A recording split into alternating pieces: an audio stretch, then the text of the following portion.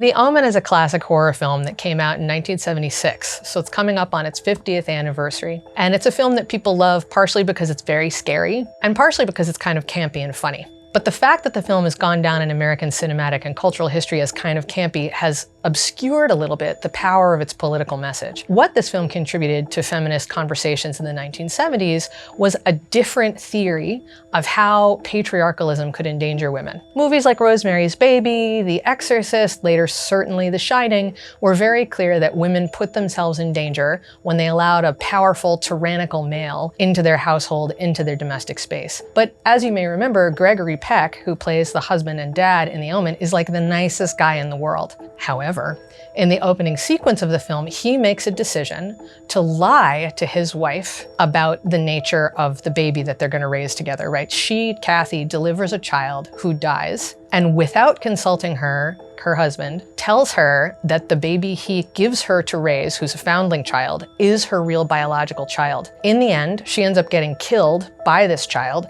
never having been told the truth about the child's origins. So if you think about it, that's a film that's about reproductive coercion and reproductive control in which the bad guy is a good guy. So it's a film that thinks about the benign patriarch, the patriarch who means well, and he lies to her because he doesn't think she can take it if she wakes up from anesthesia to find that her baby boy had died.